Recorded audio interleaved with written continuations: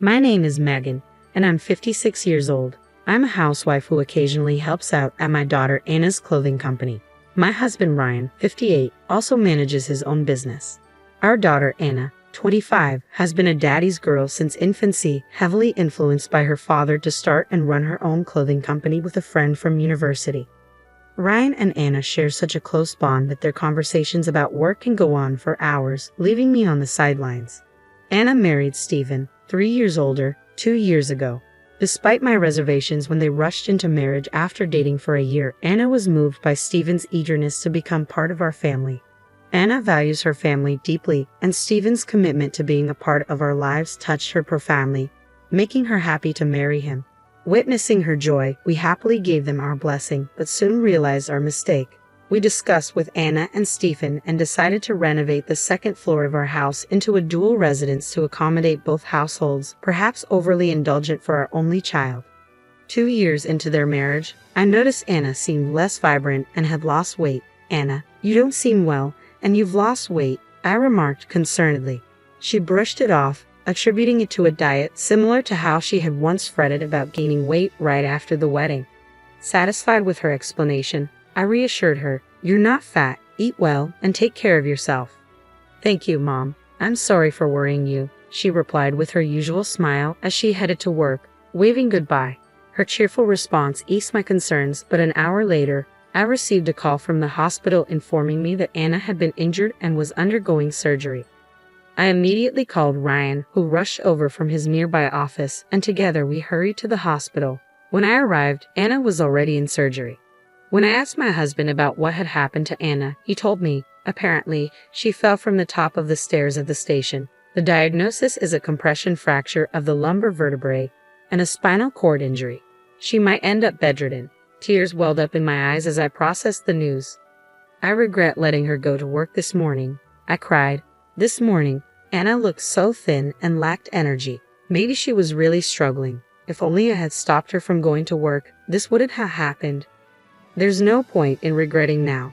Let's pray that the surgery goes well," my husband replied softly. "Okay," I said, beginning to pray. Then my husband said, "I'll call Stephen," and stepped outside the hospital. When he returned, his expression was one of fury. "What's wrong?" I asked. Apparently, Stephen responded to my news with, "Oh really? Well, I'm going on a vacation abroad then. Take care," my husband recounted angrily. When I informed him that Anna might be bedridden due to a severe spinal cord injury, he laughed it off, saying, "Well, my being here won't change anything, will it?" before hanging up. Just then, Anna's business partner and best friend Amy rushed to the hospital. Amy, too, looked furious. "It seems Stephen called me," she said. He mentioned Anna's surgery for a spinal cord injury and casually added, "Oh, and she might not be able to work after that. I'm going on a trip abroad, so let me know how Anna's doing." Amy continued, her anger evident. When I questioned him, asking why he was laughing and planning a trip while Anna was in such a serious condition, he callously replied, "It's my first time abroad in a while, so of course I'm happy. Do you think Anna will get better if I go to the hospital? Her mother is there, so she'll be fine," before hanging up. Amy was upset not only by Stephen's indifferent attitude towards Anna, but also shared more distressing news. "Ryan and Megan, please calm down and listen," she said gravely. "It appears Stephen might be dating our part-time worker. She's taken a week off starting today, possibly to go on that trip abroad with him." The revelation sunk us further into despair. When I asked if Stephen was cheating on Anna, it turned out Anna had been confiding in Amy about her suspicions for some time. Apparently, the part-time worker had developed feelings for Stephen when he came to pick up Anna from work. She pursued him, succeeded, and even boasted about it to other part-time workers. When one of them informed Anna, she began to worry deeply. It's possible Anna's distress over this contributed to her fall down the stairs. "I don't think I can ever forgive Stephen," I cried, overwhelmed with emotion. Trying to calm me down, my husband asked, "What are you planning to do? Are you going to confront him without any evidence?" Amy quietly intervened, saying, "There might be evidence." Anna hired a private investigator. She handed me a business card from her case. I placed the card in my wallet, then sat down on the sofa outside the operating room, praying fervently for Anna's safety. When the surgery light turned off, signaling that it was in progress, the tense silence between us three was palpable. A few minutes later, A nurse led us to a consultation room. The surgeon explained that Anna's operation had gone well because it was performed promptly, and her injuries were not severe. With diligent rehabilitation, there was a good chance she could regain her normal life. However, there was also a possibility of lingering numbness in her hands and feet. Grateful for the successful surgery, we thanked the medical team and briefly visited Anna in the ICU before deciding to head home. Amy chose not to answer when Stephen. The next day, someone who was likely calling to check on Anna's condition reached out. When we arrived at the hospital, Anna had awakened in the ICU. Though she couldn't speak, tears streamed down her face as she looked at us. In my heart, I made a vow to Anna. I will take my revenge on that man to the very end. When the doctor informed us that Anna would be moved to a hospital room the following day, my husband insisted, "I'd like her to have a private room, please. Money isn't an issue." His concern and compassion for Anna were evident, and we bid her farewell with the promise to see her the next day, then headed to the private investigator's office. Amy was already there, having just received the results. "Stephen is not just guilty, he's absolutely guilty," she began, pulling out documents to explain. "And there's something even more shocking." She showed us numerous pictures of Stephen and a woman named Amelia together, arm in arm, as well as a photo of them entering a travel agency.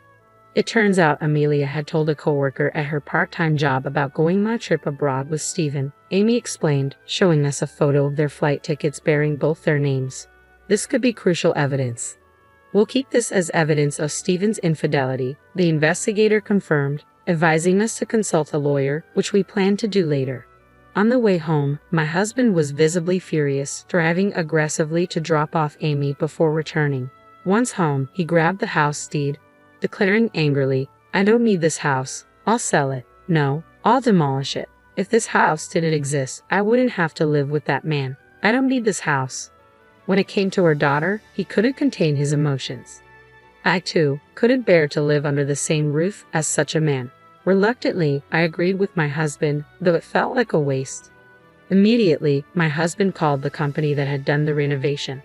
"I truly appreciated the effort you put into building this house," he began, expressing his regret.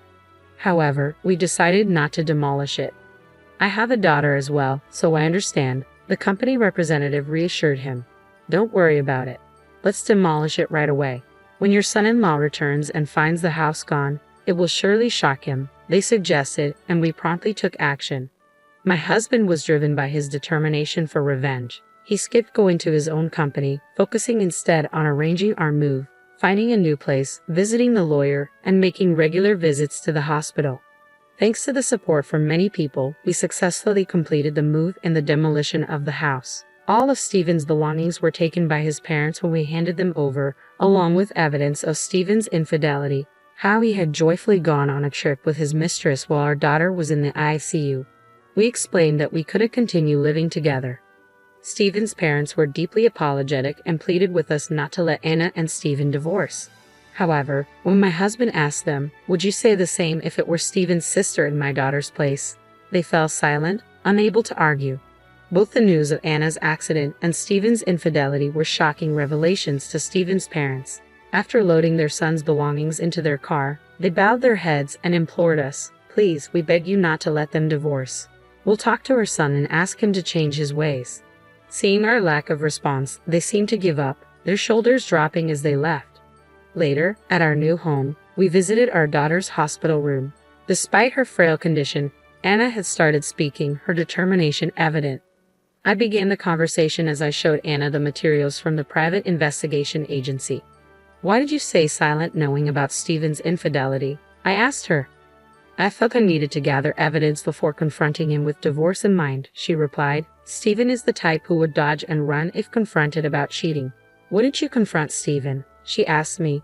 But then, I realized I wouldn't obtain any evidence. It was clear she had resolved to divorce him. "If only you had asked me not to confront him, I would have endured it. It hurts to think you were worrying about this all by yourself," my husband said, his face showing signs of tears as he held Anna's hand. Then he recounted how he had demolished the house, arranged our move, met with Stephen's parents, and explained the situation before they picked up his belongings. "Maybe my father-in-law is anxious thinking your company will stop doing business with them," he added. "Dad, Mom, I'm sorry. Even though you renovated our home for me, I can't forgive him for choosing his mistress over me and my situation. I want to divorce him," Anna expressed firmly.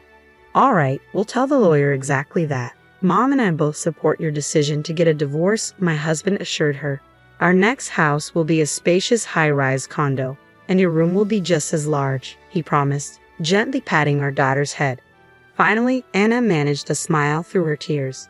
When the hospital staff realized we were there, a doctor came to explain Anna's condition and the prognosis.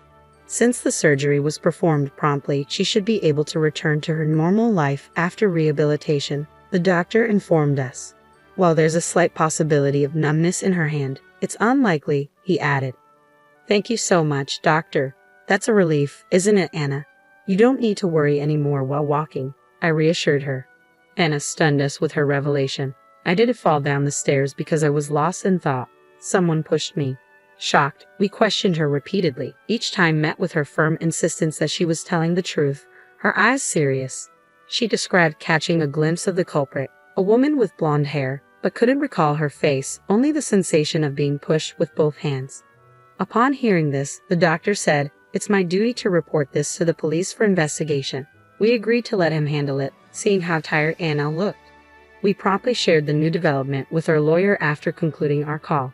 Shortly after Stephen called, "I heard from my father. I'm coming home now. There seems to be a misunderstanding. Let's discuss it. If we clear things up, Anna and I won't need a divorce," he said, laughing as he spoke. "I'm glad I answered the phone," I muttered after hanging up. Later that evening, Stephen called again. This time Ryan answered. "The house is gone. What about my belongings? Going this far over a misunderstanding is ridiculous and utterly foolish. Where are you living now?" Stephen demanded. "Didn't your parents tell you? They took your belongings home," Ryan replied calmly. "What misunderstanding? We have evidence from the investigation agency," Ryan retorted, his tone mocking. Stephen grew frantic at the mention of evidence. "We're just friends. There's no romantic relationship. If we clear up this misunderstanding, tell me where you live." "My father told me not to return until this is resolved, so Anna and I can avoid divorce," he pleaded desperately. Ryan's single word, "impossible," caused Stephen to lose his temper. "You really broke into my house and removed my belongings, didn't you? I'll sue you for trespassing. If you don't want that, tell me your address. Are you ready to lose me, the one married into your family and your only current heir?" Stephen ranted. Amid Stephen's tirade, a woman's voice could be heard from his phone saying, "Enough already. Just break up. You couldn't even have a child with your wife." Hearing this, my husband hurriedly asked, "What about a child?" The call abruptly ended, leaving us puzzled, as we hadn't heard from the hospital doctor that Anna was pregnant. Though concerned about that revelation, we were more frustrated than angry at the thought of Stephen still being involved with that woman. The next day, after visiting our daughter in the hospital, my husband returned to work for the first time in a while. Around noon, Amy arrived at our house accompanied by another woman. The woman with Amy was Emma, a part-timer hired around the same time as Amelia, Stephen's mistress. Emma appeared visibly irritated by how Amelia treated her under the guise of friendship. For instance, whenever Emma went to buy lunch, Amelia would follow and place her own items on the counter, expecting Emma to pay. Despite Emma's complaints, Amelia brushed it off, claiming they were friends. Even at work, Amelia was known to slack off most of the time and leave promptly, avoiding overtime work. When Emma confronted her, Amelia justified her behavior by saying, "We're friends, so you should support my love life," causing further distress for Emma. Amy explained that Emma had come to consult with her about these issues and had some crucial information to share with us. When asked, Emma showed us messages on her smartphone that shocked us to the core. The screenshots revealed flirtatious conversations between Stephen and Amelia, along with incriminating photos of them together. What stunned us the most was Amelia's confession. She admitted to pushing Anna down the stairs. Her motive was chillingly clear. Stephen had allegedly told Amelia that Anna might be pregnant due to a late period. Believing that Anna's pregnancy could bring Stephen back to her, Amelia decided to act. She was pleased that her plan succeeded, leading to Anna's hospitalization and cancellation of the trip. Emma spoke with conviction. "I can't forgive her for trying to steal the CEO's husband and causing such chaos for her own convenience. It's horrifying, so I consulted with our vice CEO, Amy." We were taken aback by Amelia's audacity in sending evidence of the affair to Emma, but relieved to have her confession. I voiced my concern. I haven't heard anything about Anna's miscarriage from the doctor. She's not pregnant, Emma clarified. She's been stressed, which caused her irregular periods because of Stephen. Upon hearing this, my husband and I sighed in relief. So she wasn't pregnant after all. Armed with screenshots of Amelia's confession and pictures of her and Stephen together, my husband consulted a lawyer. The lawyer advised us to file a police report. The next day, we submitted printed screenshots as evidence.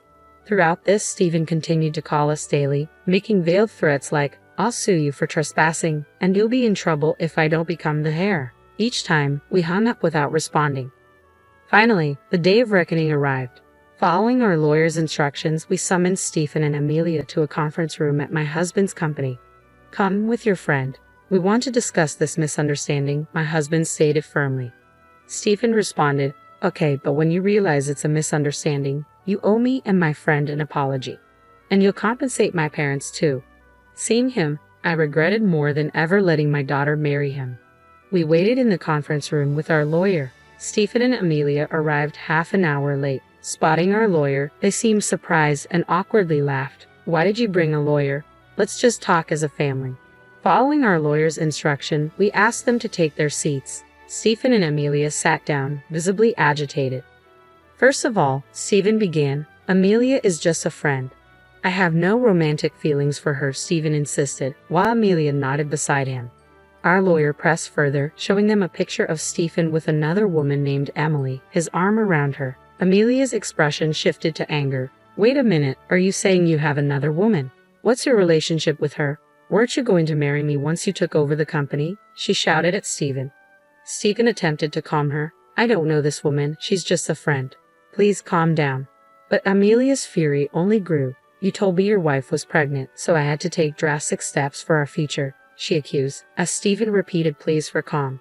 Our lawyer interjected, "Emily has already admitted her relationship with Stephen. She's returned home and cut off contact with him." Upon hearing this, Stephen faltered. He covered his mouth, his face turning pale. Turning to Amelia, our lawyer continued, "We have enough evidence of your relationship with Stephen, as well as evidence of the crime you confessed to committing against Anna." Amelia, now frantic, stood up. "I admit to the affair, but Stephen pressured me into the staircase incident because his wife was suspicious and we couldn't go on vacation. He said she was pregnant. I apologize, I'll pay compensation, I'll end things with Stephen. Just don't involve the police," she pleaded, tears streaming down her face. Stephen erupted, "I never told you to do anything like that. You've ruined everything.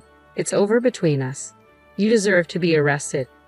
Our lawyer addressed Stephen firmly. "We will proceed with filing for divorce between you and Anna and seek compensation. If you contest, we'll see you in court."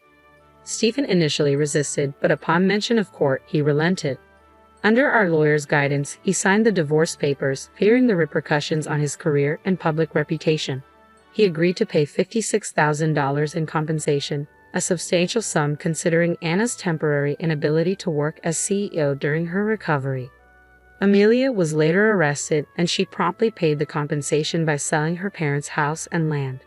Rumors of Stephen's infidelity and involvement in Anna's injuries spread at his workplace, stalling his career advancement. His father's company, tied to ours, lost business and eventually went bankrupt. Disowned by his father, Stephen resigned from his job and scraped together the compensation money through severance pay and loans. There were rumors of Stephen collecting aluminum cans to make ends meet, a stark contrast to his previous life. A year later, Anna returned to work after intensive rehabilitation, focusing on her health and career. "I don't need a boyfriend for a while," she declared, emphasizing her dedication. Emma, who had assisted us, joined Anna and Amy as a regular employee at their company. My husband continued working vigorously, driven by his motto, "Active for life," determined not to be outdone by our daughter's thriving business. In the end, the saga of revenge came at a high cost, but we remained resolved to support our daughter's company with all our efforts.